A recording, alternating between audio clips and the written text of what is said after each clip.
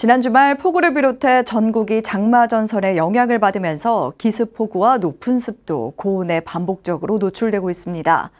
목재를 주로 사용하는 사찰 건물과 소장 문화재들은 특히 이런 날씨에 취약한데요. 조계종 문화부가 각별한 주의를 당부하며 관련 부서를 통해 기상에 따른 피해 상황을 수시로 확인하고 주의사항도 안내하고 있습니다.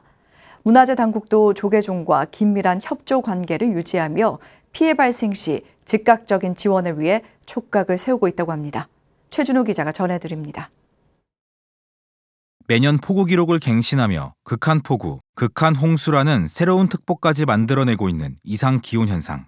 지속되고 있는 장마 영향과 이어질 태풍에 목재가 주를 이루는 전통 사찰의 피해가 우려되고 있습니다. 전각의 누수, 석축의 배부름 현상 등 비로 인한 직접적인 피해는 물론 산에 위치해 있는 지리적 특성상 산사태로 인해 큰 피해를 입기도 합니다. 조계종 문화부는 문화체육관광부, 문화재청과 실시간 소통망을 구축해 전국 사찰의 기상 피해에 신속하게 대응할 수 있도록 합동 대응 체계를 유지하고 있습니다. 일선 사찰에서도 폭우 등 자연재해로 인한 성보 혹은 우리 전통 사찰들이 피해가 발생했다면은 반드시 저희 종단과 공유해 주시기를 간청드리는 바이겠습니다.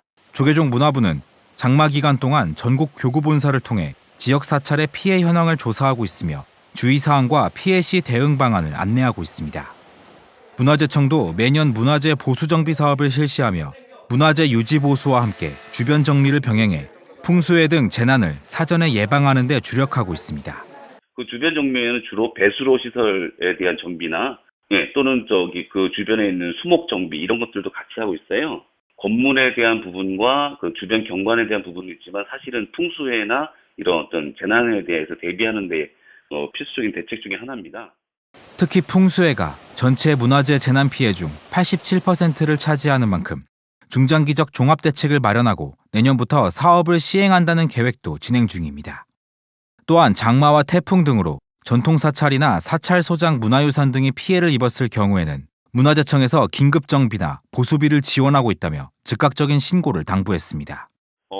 이번 같은 장마철 집중호우로 문화유산이 피해가 발생했을 경우에는 저희들이 긴급하게 보수를 할 수 있도록 긴급 보수비를 국비 100%로 지원하고 있고요. 특히 그 장마철 이후에 추가적인 사후에 발생되는 문화유산 피해에 대해서는 저희들이 보수정비 사업으로 일환으로 장기적인 안목에서 저희들이 보수 방안을 마련하고 있습니다. 풍수해를 예방하기 위한 일선 사찰의 노력도 중요합니다. 조계종 문화부는 기상 정보를 미리 확인해 피해가 예상될 경우 이동 가능한 동산 문화재를 안전한 곳으로 대피시키고 물길을 확보하고 사전 점검을 하는 등 누수나 침수, 누전에 대비해야 한다고 당부했습니다. 더불어서 이제 폭우로 인한 하천 범람이라든가 토사, 붕괴 이런 것들을 좀 예의주시해 주시고요. 지자체 등 정보 기관과도 상시적인 연락망 구축을 미리미리 해두면 도움이 될 것이라고 생각하고 있습니다. 언제 들이닥칠지 모를 기상재해에 종단과 관계 당국은 물론 일선 사찰의 주의와 대응이 중요한 시점입니다. BTN 뉴스 최준호입니다.